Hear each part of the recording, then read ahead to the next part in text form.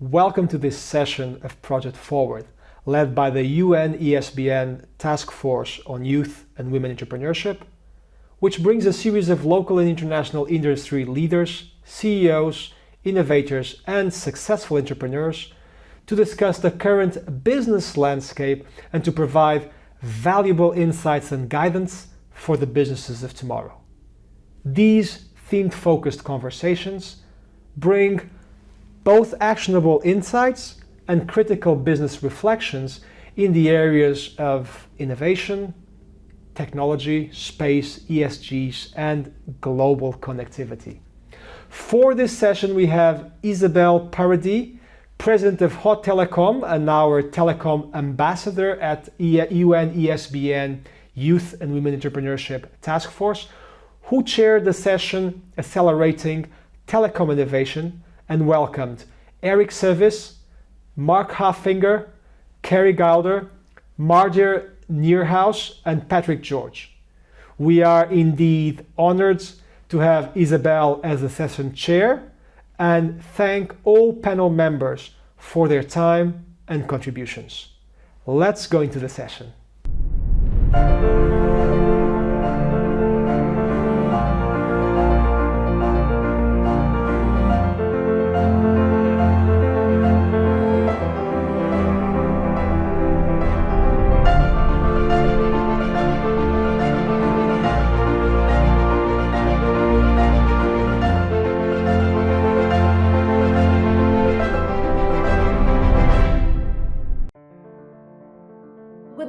Good afternoon and good evening, everyone, and welcome to our panel entitled Harnessing the Power of Diversity to Create the Future. There's no doubt about it, society as a whole is going through one of the most intense phases of transformation, and the telecom industry is at the core of this revolution, as it has become an intrinsic part of everything that we do and even everything that we touch. So this comes with great responsibility, however, considering that the success of the evolution of our industry, the telecom world, will have a direct impact of our society of the future. So if we took a step back, and look at all the innovation wave that we've gone through in the last 30 years, really, I feel that they felt actually like revolutions. May it be in terms of the introduction of mobile, the internet, more recently the cloud, and the one that we're going into, which is the virtual world. And this has transformed us as human beings, the society as a whole, and the way that we live and work forever, empowering us to control all of our lives from everywhere, at any time, on any device, at the touch of a button. So there's no doubt about it, telecom and the society's future is forever intertwined. But I don't know about you, I have many million-dollar questions in my mind, which are: what does the future hold? What will the next big wave bring? How will we build the telecom industry that will create a successful industry for the future, or society for the future? So these are only a few topics that we'll talk about today, and we'll discuss with our esteemed panelists. And believe me, everyone, we're really lucky today because we have some of the most inspiring leaders in our industry. At least they inspire me every day. So if you can help me welcome Eric Cevis, he's President Verizon Partner Solutions. Keri Gilder, she's CEO of Colt. Marc Halbfinger is CEO of PCCW Global.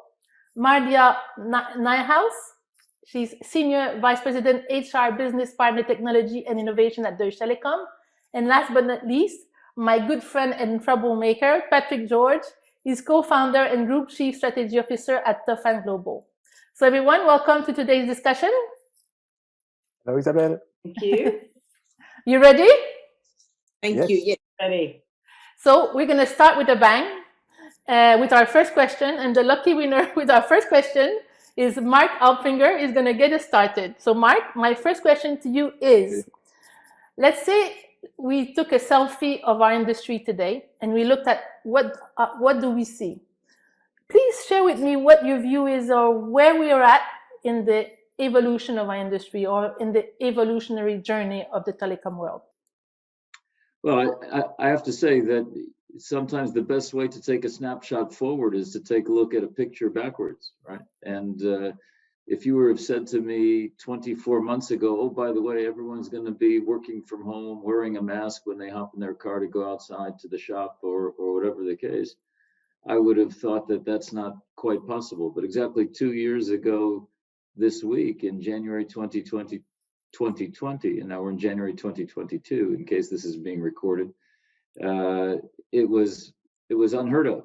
And within the span of 60 days, I think that the world changed. It also changed our attitudes to each other. It changed our attitudes to what we saw publicly. And it certainly let us understand how important the ICT infrastructure is to assure that economic behavior and even just basic human interaction amongst loved ones could take place.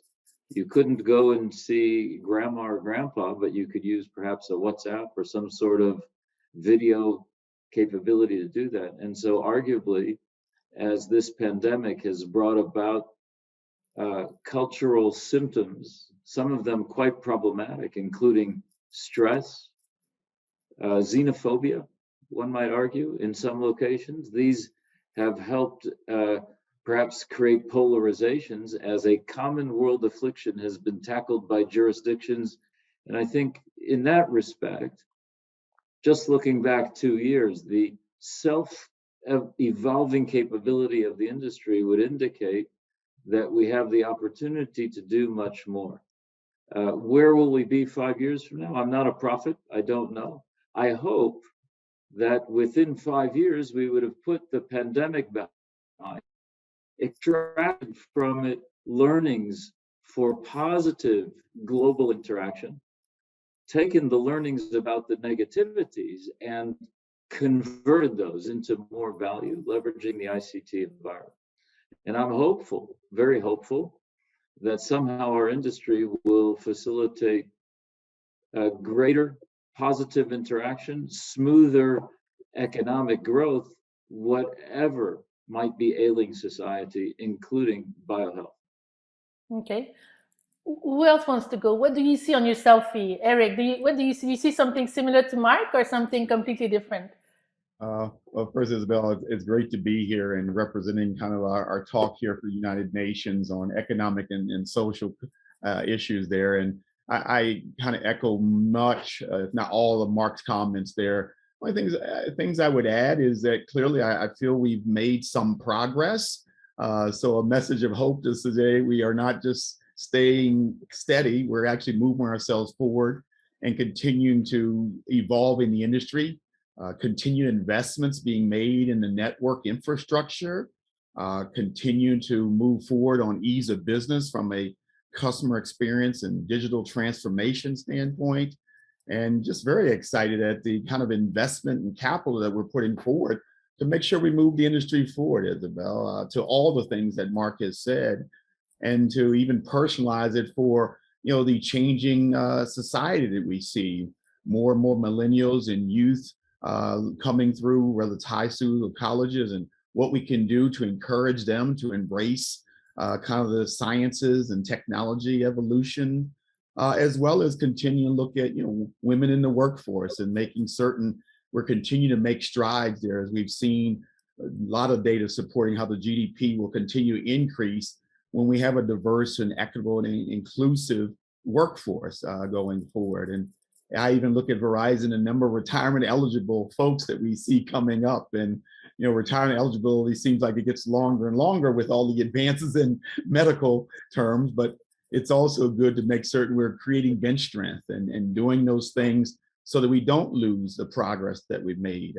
Marc mentioned the pandemic as well. You listen to a lot of the data there with schools and colleges, and what are our youth doing if they're learning from home from a distance learning standpoint, or are they actually in school with masks and the like, practicing social distancing and the like, or even the work with women where we find so often, whether it's, distance learning or elderly care, a lot of the stats would suggest that more women have taken out of the workforce to care for some of those items.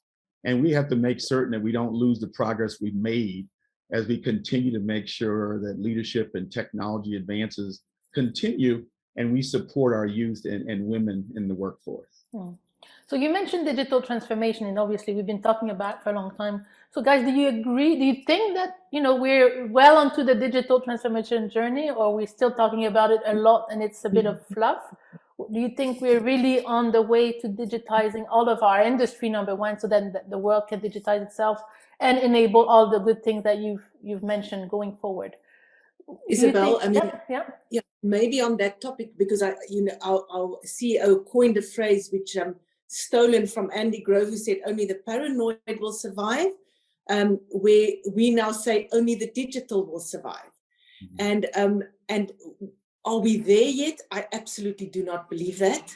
And then, if I just talk for us, we have a massive way to go before we get there. But paradoxically, I think this whole pandemic kind of leapfrogged us a little bit into that space, which, where we just were forced to become more digital, become more, to think differently. And it also plays into the hands of the millennials or the Generation Zs, which is kind of more the preferred way that they would like to work. Also, when I look at our customers, what do our customers want?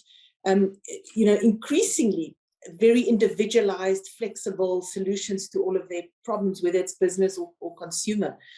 So I think the digital topic is a massive one. And I really believe it's only the digital that will survive in our industry as well. But I don't believe we are there yet. I think we're the way me neither, which is why I asked the question, because I don't think we're there by any stretch of the imagination. And I know, Keri, I know that digital transformation is something you talk about a lot. What's your view? What's your view on your selfie? What does your selfie look like?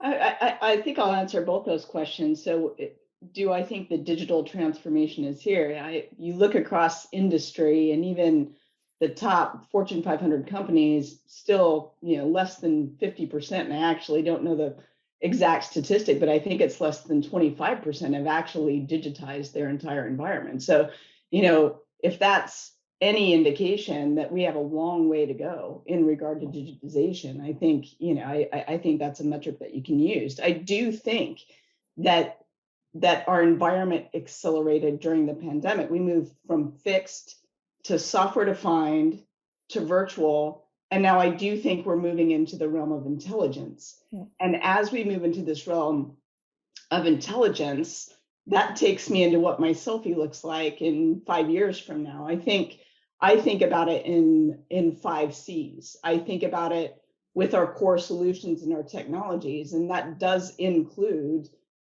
expansion of fiber infrastructure. And we're seeing FTTX being built, out into the home, to the edge, and being driven, further even into the mobile parts of our business like it never has been before. But I think there's a platform that rides on top of that is intelligent. And it is what is going to enable this world and enable the digital economy to actually exist as we go forward. I know Marc has been a major innovative engine in this area. Colt has also been an innovative engine in this area. But I think, the solutions are one thing. The next thing we have to consider is what I call close protection. We have to look at the way we're dealing with our customers' data, how we're protecting it, how we're driving the processes, procedures, signing up to corporate binding rules with GDPR, and ensuring that we actually have the protection that the consumers, that the enterprises needed, which means we have to collaborate as an industry. We have to collaborate on the solutions. We have to collaborate on the talent pool. We have to collaborate when it comes to that platform, because not one company will be able to provide that. Just like one company doesn't provide the holistic internet, we have to have NNIs and MPLS in order to enable that. This digital platform is the next advancement towards that. But then that takes us to the community and takes us into climate. And those are two things that we have to closely consider as we're looking at the strategy for the industry going forward.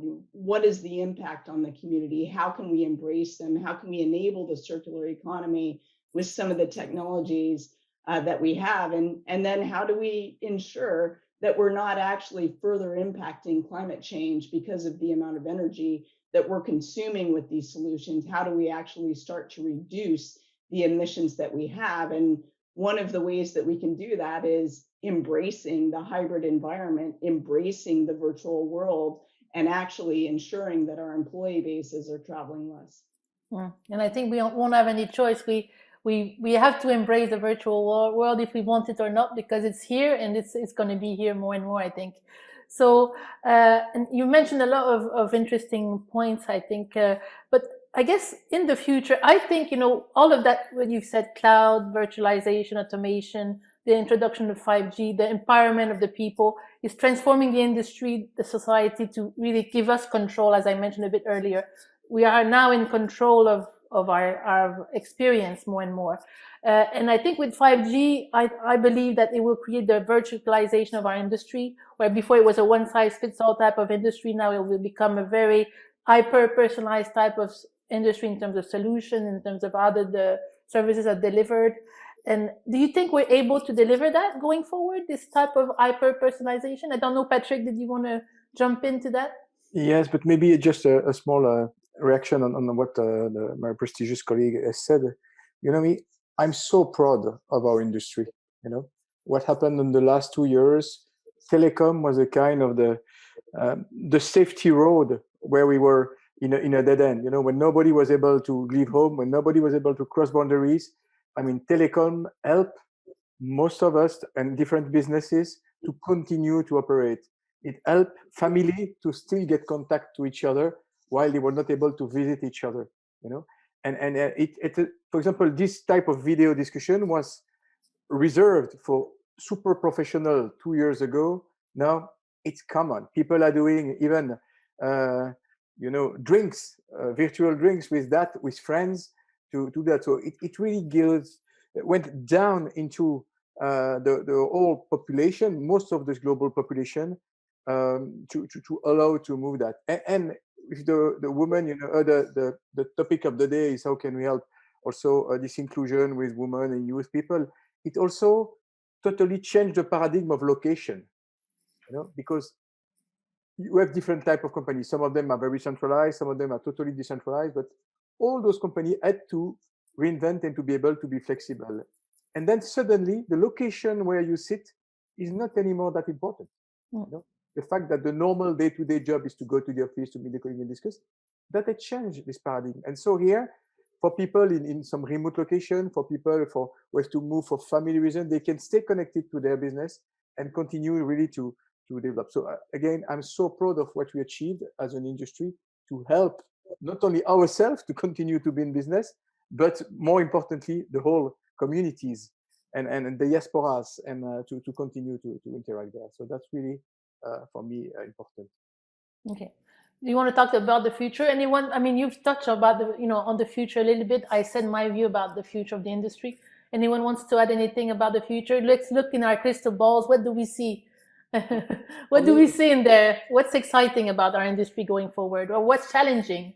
But I guess it's all revolution, technology revolution, as always, the kind of same pattern. And I speak under the control of my colleagues, but it's usually you first try to mirror what you did with the previous technology using the new one, and then progressively you add new way of working which are native with this new technology. And I guess the whole digitalization, the whole virtualization, this industry based on remote, can say on decentralized intelligence, on lot of flexibility, on available bandwidth, of very reduced, can say transit time. I guess that will again help us to create new way of working, new way of interacting, new way of producing, new way of the spreading the health, and the care and the doctors and the science to more remote place. So I guess that's really where I see that. We will see the virtualization, this bridge to be a little bit more on our industry between this old telecom world and the new telecom world. I guess it's important because the combination of both will make it even better. So all those CPaaS, communication platform as a service, communication as a service, and all of those that will help to go deeper and deeper inside the different enterprise to solve the communication, the interaction paradigm. Okay. Eric? Yeah, I think as I think of that from a Verizon standpoint and the overall industry, Isabelle, it draws on the attention that, continued network as a service, we continually see growth in that particular space, whether it's our Ethernet or our Wave, our internet product and services, continued evolution there with PIP and the services we do as a network. At the same time, we continue to embrace other things that allow a growth narrative in our industry, such as above the network. And what are the things we're doing, say, with video conferencing, such as we're using here today to support your remote working from home, education from home, but even security or the Internet of Things, where more and more machine-to-machine transactions are taking place. So strong believer that we'll continue to see the telecom industry evolve, even as we still see a level of TDM migration to IP services. And to your point, Isabelle, and colleagues previously spoke, the evolution of what we do with 5G and C-band, we're really going to make big splashes with the spectrum that we've done with C-band as we continue to partner on multi-edge compute so that we're taking latency out of the network so we can support things like autonomous cars or robotic surgery and smart cities and smart communities and society. And so these continue to be the investments that make sense for us in the industry and evolve ourselves in the industry, and making certain that, as we have diversity of thought or opinions and age and gender, that we're inclusive to the whole global spectrum, caring for, livelihood, work that we do, training that we do, education that we do. And we continue to think that investment makes sense. I mean, we spent $50-some billion, this past year on C-band, and we're going to roll out in probably a very aggressive way to add that to our millimeter wave strategy and continue to look at use cases that evolve for ease of business, ease of life for, the society and the communities that we serve each and every day. And so we're going to continue, I think, on that journey. And I see tremendous upside for it, to the point many have said on digital transformation. I mean, the investments that we're doing in APIs and partnering with the TM Forum to make certain that we can scale or MEF standardization so that interoperability can continue to happen so that we can more quickly create an ease of business. It makes a lot of sense. I've invested a lot of dollars in Verizon on, our quoting and our ordering systems, so that customers can self-serve if they so choose. The new generation seems to want to be more self-service in their approach. And so we're trying to make certain that this is as easy as possible. So putting billions of dollars behind our infrastructure and what we call business transformation initiatives so that we can continue to drive platforms as a service, infrastructure as a service, and really beef up even security at this point in time with SASE and some of the other standards that are coming forward to make certain that we can scale and meet the growing bandwidth requirements of the industry going forward. Okay. Anyone wants to add anything that they see in a crystal ball of the future before I move to the next topic, which is innovation? Before I go there, anyone wants to add anything to the discussion so far into the future? What will the future look like? I think nothing new from my side, just to Eric's point. The whole top, you mentioned 5G. And I think our industry is still in the process of finding the best applications, best use cases. We're not there yet. We still have some work to do. Equally so, the whole topic of convergence and access from anywhere in an intuitive way for our customers. Those are still topics we are grappling with. All of that, I think, within the context of the pandemic, as we spoke, but also I can't remember the timing now exactly, but at the time of the pandemic, when we had the whole geopolitical situation hotting up all around us, where we have to find a new place of how we play and how we function within this environment for our business to survive. Mm-hmm. So listening to you guys, and I believe as well that really the new normal now is chaos. We can never plan ahead anymore. We can try to, but we have to be ready for it to not be the reality that we expect it to be. So we have to learn to live in chaos. And I think with, each wave of innovation that we've discussed so far is just speeding up. They're coming faster and faster, which for me means that we need to learn to innovate nonstop in a fluid way. And I know, Keri, we've had the discussion on that before, fluid innovation, constant reinvention. So first of all, do you agree with me? And also, if that's the case, how do we make it happen in a telecom industry that is very traditional, well, up to recent day, it doesn't move very fast, it's not so agile? I know you'll tell me that it's not the case, but it has been the case at least until recently. How do we change that? How do we make this fluidity happen? How do we create organization that can deal with chaos and actually grow from chaos? Is that realistic? And if so, how do we go about it? Who wants to take that one? I'm happy to take it, Isabelle, because I'm actually excited about the chaos in many ways. And the reason that I'm excited about it is because in order to embrace it, you have to embrace diversity of thought. Because innovation can come from anywhere inside your organization or outside of your organization. We ran a hackathon last year, and it was an innovation hackathon in order to figure out how we could price our services better. And actually, the winning proposition came from the place within the organization you'd think pricing, what do they know about? The legal organization. And it came lawyers, from being an engineer, it came from that part of the organization. And interestingly enough, the person that it came from, had a degree in geology. So, the reality is we have to look beyond the traditions of the organization, and we have to start thinking about where we're getting talent, how we're getting talent, how we're collaborating on talents. And one of the initiatives that I've started working on with the TM Forum, because I'm the chair of the Diversity Council and Inclusion Council for them, is actually building a talent consortia for the industry. We need to attract new talents in the industry. Eric mentioned the retirement cliff that we're coming up upon pretty quickly. In the next 5 years, the realm of our industry, the employees in our industry, is going to look very different from what it does today. And what we have to focus on is actually attracting that diversity of thought into the industry. And in many cases, what I've learned doing just a few months of research with some universities, both in the US and in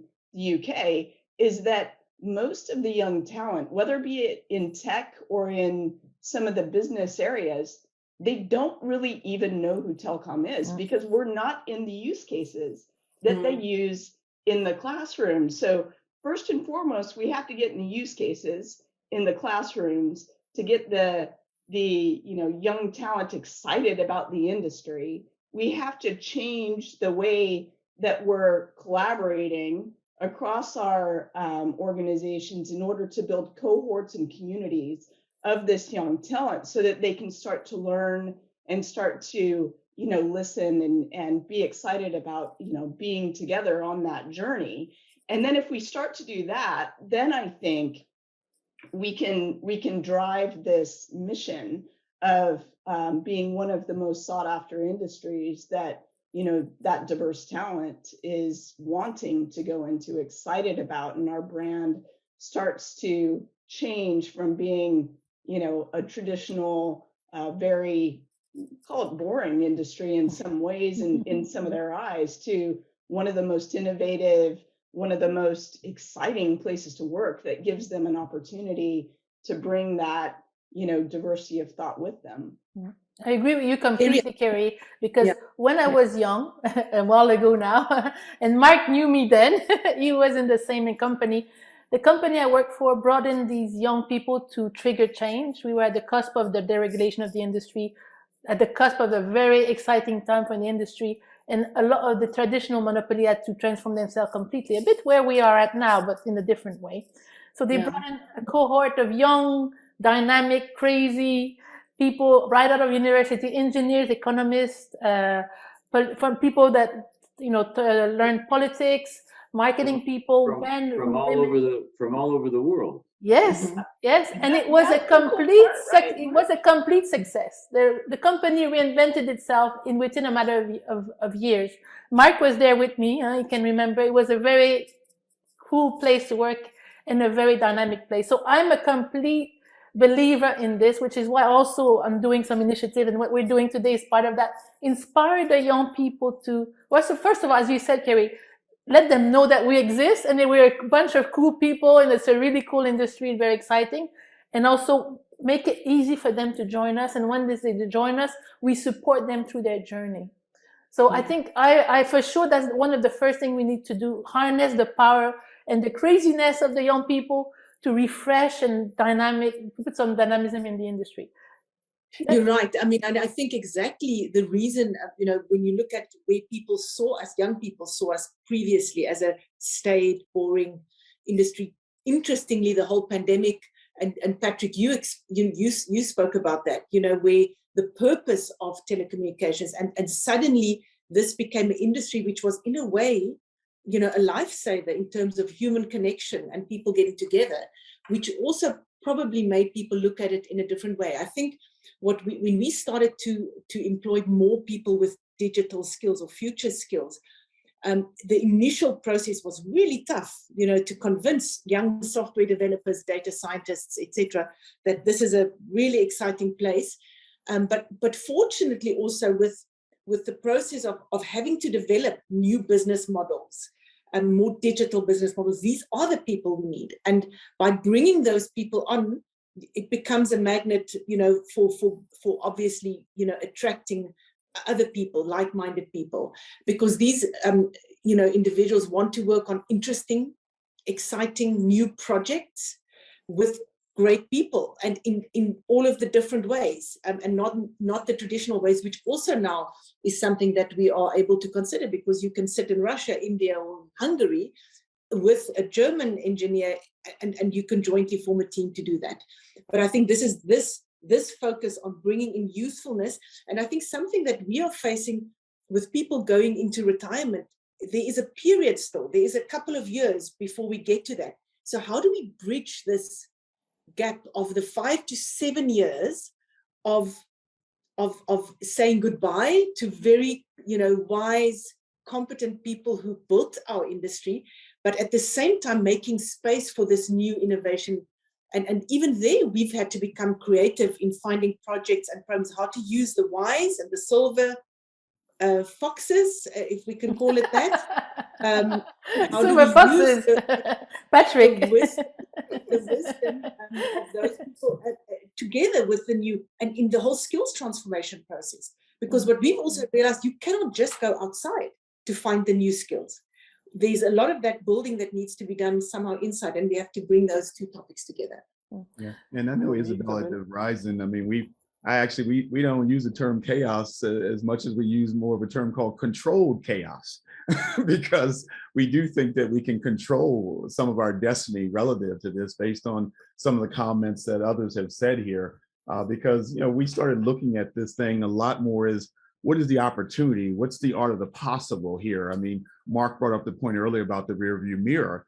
So often I teach my team that says, well, the rear view mirror in my car is the smaller of the mirrors. And so let's look at it for best practices and a leap forward, but don't forget that front windshield is humongous.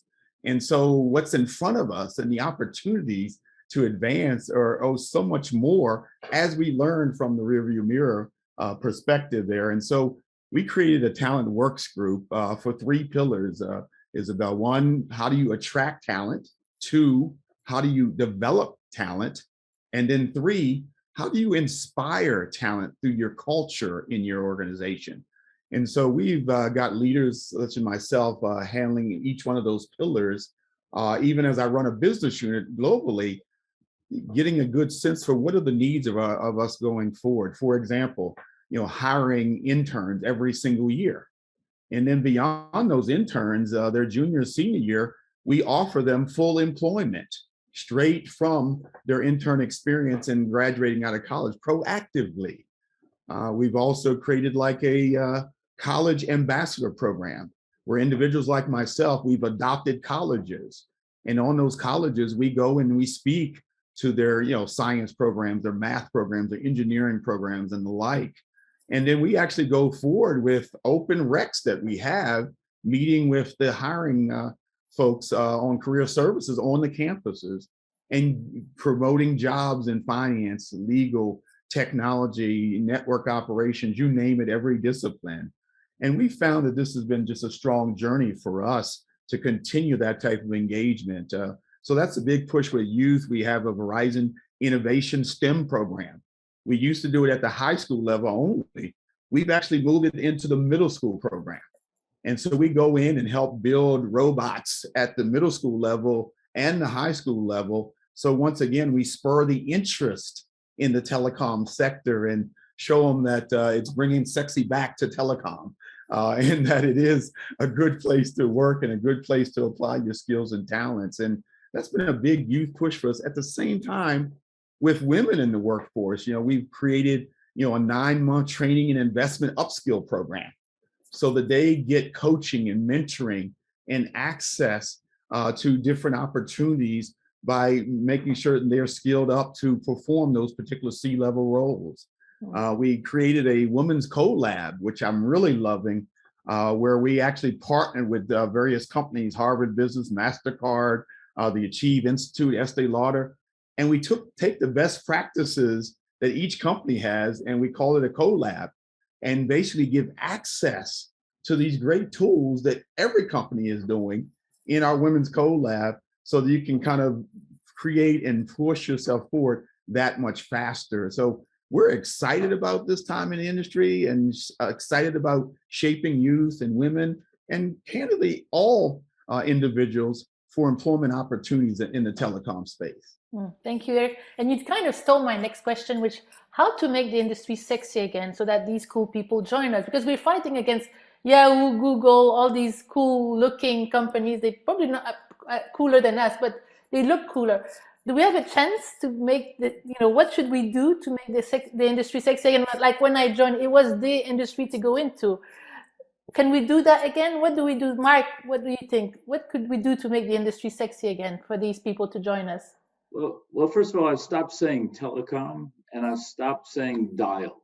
We don't dial anymore, and we rarely use an old style telephone, which would indicate telecom. And I prefer now to say ICT, and I think it's a call out also.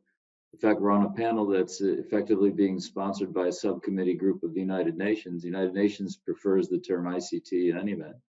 And if you take a look at the United Nations Sustainable Goals to 2030 that were published in 2016, the whole idea of inclusiveness and diversity we're talking about also factor, I think it's goal number 9, I forget which number, it has to deal with digital inclusion and to make sure that globally we're bridging the digital divide. And I think that's part of what we've been talking about. And what you're saying is, well, innovation is going to attract that, and part of who we need to bring on in this diversity inclusion side is the millennials and so on. I want to offer just maybe a flip side, not to challenge, but to say that if we're going to create digital inclusion for all of our societies along the lines of the sustainable goals that the United Nations proposes, we need to remember those who are older in our societies as well, and to create environments for them. I think that, Eric was referring to training programs at Verizon. I think that we've hit hard in our shop also in the last 3 years with a dramatic amount of training. And what I've discovered is that, interestingly, some of the colleagues who are generationally, chronologically, have more years with them are actually really engaged in the training cycle in order to convert themselves and to regenerate. And one might argue that they're the new youth. And so when we look at diversity in our organizations and diversity that facilitates inclusion as we try and bridge this digital divide, I think we need to look at a few things. Number one is, let's not just focus on the millennials, but let's focus on how to bring millennials into decision making, because while you might bring them into an organization, we might run the risk of chronological arrogance that somehow because we're older and more experienced, so to speak, we know better, but that's probably not true. inclusion means also recognizing the value of experiences that the youth are bringing to the table, which is a different form of experience that the older people will never appreciate. At the same time, the older colleagues are representing a generation that we need to strive hard to include and not just to pop them off that retirement cliff that we referenced earlier. All of that has to happen together. What's interesting is that on the one hand, the pandemic is creating opportunity even to broaden this diversity side beyond geography, even to neurodiversity, which I think also the United Nations seems to promote more aggressively than other business organizations. I think that's quite important. There's a risk alongside that by working too much from home and so on, that we lose some of the community-oriented environments that we had in the companies. How do we find all of these new worlds? And so with that, I'll just offer one last comment, and that is, when you said innovation, Isabelle, in Hong Kong and China, when the word innovation somehow translates to disruption, which is a common word in Western culture, disruption in the Chinese language refers to destruction. And if you take a look at the economics of disruption, there's often winners and losers that's brought about from that destruction. And I hope that we would instead adopt Keri's approach of innovation, of building, of making sure that we're not looking to disrupt others, but rather to extract from everywhere so that we can build and innovate. And I think that will help get us to those digital divide targets that the United Nations has as part of the sustainable goals. I think it will service inclusion objectives. And I think that we can recreate ourselves simply by believing in the fact that the so-called telecom industry or ICT industry is about interoperability, not about singular ecosystems. If we can tell young people, folks, we're open. And some of those fancy schmancy names that you've heard up until now, they're about closed ecosystems. We're about openness. That simple message should be very sexy. If I can rebound on what Marc said, I guess I cannot agree more on that. And I guess, you know, we all had our marketing course. We were told you need to think out of the box. And we all know that it's very difficult to be out of the box. But that's why this diversity is key, to just have a bigger box, you know. And it's not only about millennial, because a millennial will consume telecom, by the way, in certain region of the world in certain way, in other region of the world another way. And then people 10 years older will use totally different media, totally different systems.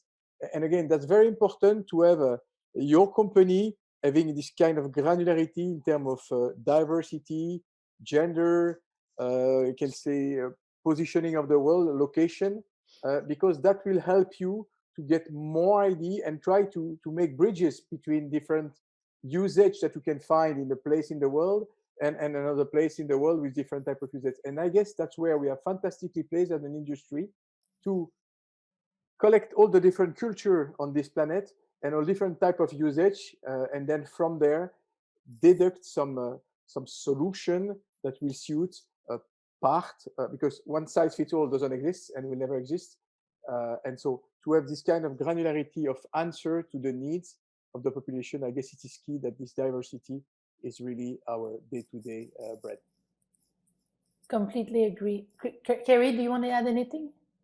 I do. I want to actually add on to what Marc said, because to me, that's talking to the universities, but expanding beyond the universities, like you said, you know, it's not just those students, it's actually tech skills as well, in order to bring in some, you know, non-university talent. It's looking at the talent that we have within our current industry today and expanding upon on that. But the key word that he used was interoperability. And I think that's the advantage that we have. That's what makes us so cool, is that we're all on this panel today and we've all worked with one another. We've all helped each other's companies be successful. And we're one of very few industries that actually does that actually does embrace partnerships, not just within, you know, a certain geography, but across geographies around the world. I was talking to my husband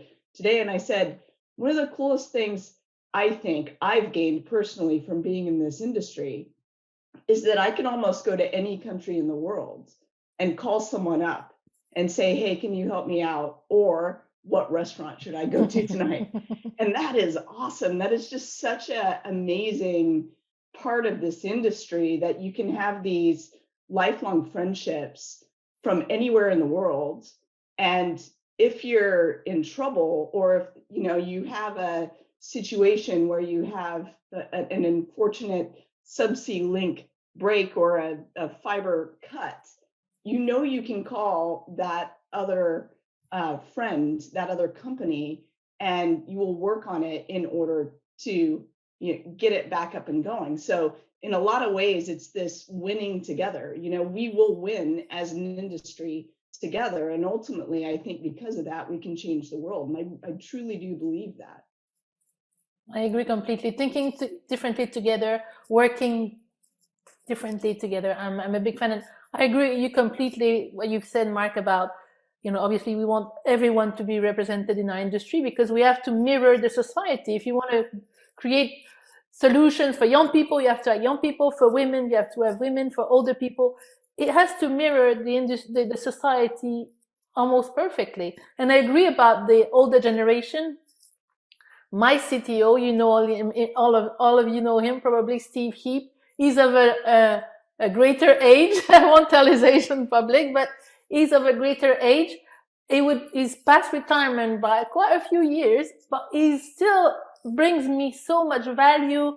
His views are so valuable. His knowledge is valuable, and it balances me out, because I'm a more crazy person. I have young people working with me, and he brings a lot of value to the discussion, which I wouldn't be able to do without him. And when I see some companies that get rid of their employees at 55, it breaks my heart, because what are you losing this richness?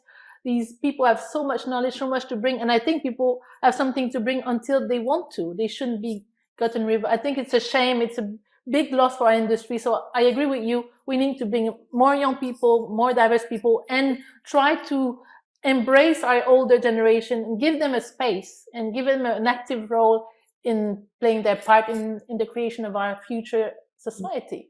So I think I definitely agree with that fully, Marc. And Steve very well, so you understand what I mean. Fully agree with that, Isabelle. I think our first upskilling and reskilling academies were focused on our own employees. And that was a joy, to see people who've spent the last 25 years in a specific career actually put their hands up and say, I want to actually do a software engineering and it's tough. It was a 6 month in software engineering. It was a 6-month program in data analytics. We've done a 7-month with, practical components. But the development and the learning and the experience that people, the experience from being in the industry, understanding that, and then this new skill set has been a fantastic combination. So I think the answer lies in all of those combinations.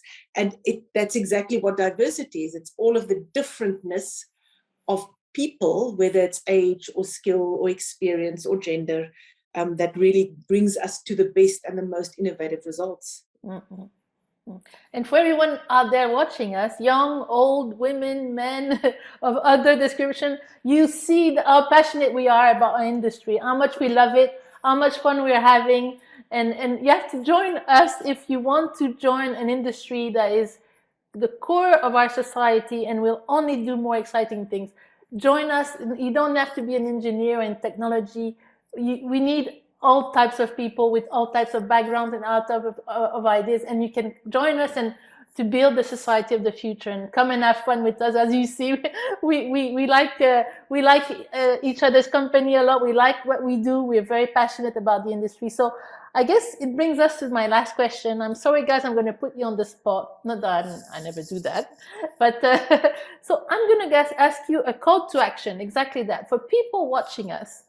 In one word or a few words, okay, what should they do to help transform or bring the industry to the next level? What should we all do to make change happen? What would be the one thing that you would want people to remember after this very inspiring panel? What is the thing that each of us should do to make change happen and create the future of our industry and of our society? Who wants to start? Mardia? Oh, yeah. I think for me, if I just have to generally, I mean, I've got two Generation Zs two of my sons are currently Generation Z. One is just entering the work. And what I'm so impressed about is this absolutely deep sense of purpose and conviction. And that is, and for me, it's just living their purpose and bringing that, the purpose drivenness, the ethic, for example, there's a series of companies that he will not work for. And we had long debates about it. And it was because of the kind of work and the greed. And that is just not where he would go. And that, for me, this is how we will change the world, is if all of these young people entering the workplace stays true to their ideals, and to this inclusion and respect for the world and the people and the planet that we live on. Very good, Mardia. Eric, do you want to go next? Yeah, absolutely. And it's a powerful last question you posed to us. As I look at my 30-year-old daughter, my 24-year-old daughter, and my 18-year-old son, and clearly look for them to be gainfully employed and not having to come to me for their financial security. And once again, this industry just brings so much. And I encourage them, I tell them often, be the change you want to see. And at the end of the day, if we take what I've been talking about, this L3, it's L cubed, it's really listening, it's taking that and learning, and then L, lead with action. What are we going to do differently because of what you heard today to make certain that change happens and that you are a change agent in leading that for the company or whatever you do in society? And so I think it's like, and I liked the winning together. I heard Keri put forward, we've been using a term called stronger together within Verizon, because it's just a strong belief that none of us will get there by ourselves, but together we'll definitely shape and change the world for the better and more powerful going forward. So once again, listen, learn, lead with action, be the change that you want to see. Very good, Eric. Patrick, do you want to go next? Yes, I mean, you know me, I guess Marc knows me also. For me, we are in a people business, and that's the most important. And technology is there to enable what we want to do as people, what we want to achieve as human, and how we want to interact with others, with technology, with content, with information. So I guess to really piggyback on the message from Eric, is really, you can be the driving force. Each of us, each of you can be the driving force to implement the change that you think it's happened.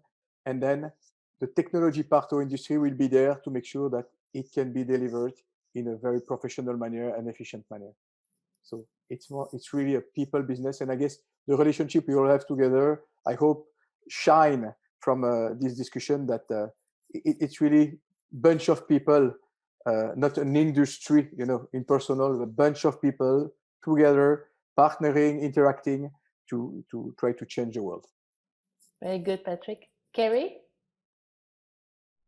I would say think beyond your boundaries. This business is about creating what I call extraordinary connections. We've moved from the realm of fixed and telco and dial, and that's no longer where this industry is, and it's not where you're going to come and work. So think about those extraordinary connections that you can make, that we make as an industry, that we enable you to live your purpose, to drive better things across communities, across the world, across all of the climate issues that are happening. You can be that driver of change if you think about the extraordinary connection that you can have by being a part of this industry. Very good. And we end where we started. Marc, you can close us off. Well, it's very difficult to close off when everyone said everything correct. I agree with everything that was said, but I'll just offer that then just a couple of ideas and cautionary notes. Number one, change and transformation yields, as I said earlier, winners and losers. And so as we encourage the younger generation, the intrapreneurs and entrepreneurs that we're supposed to be talking to through this panel, they should recognize that the change that they lead, and I fully embrace Eric's message, that it may also have losers. And so therefore it's important, particularly within the framework of a United Nations sponsored environment here, that those who lead this change are also empathetic to those who might suffer from it, because there are winners and losers always. And so therefore, please move forward with change, be leaders in your environment, but do so with empathy. And in order to do that, it might make sense an hour a week to study history. Very good. And I guess you kind of stole some of my closure, because my closure is a little bit what you said as well. Stop talking and start acting. Each of us did one little thing a day, would encourage, take time to speak to young people, give them some space, talk to women, force women to go on stage and do some discussions like that, help them push their boundaries, include the older generation. If we did something every day, all of us, we would change the world. It wouldn't take very long. So I think it's a little bit what we're doing today. We're doing one little panel. Hopefully we'll inspire 1, 2, 3 people out there to join, to make a difference themselves. I think we can do great things. So thank you so much. It was an incredible panel, as I thought it would be. You're amazing, inspiring leaders. Continue the great work you're doing. I can't wait to see you soon in person. And if I can close, everyone, thank you for watching. I hope we inspired you. And if I can close with one last idea, dream big and take action. Everyone, thank you very much.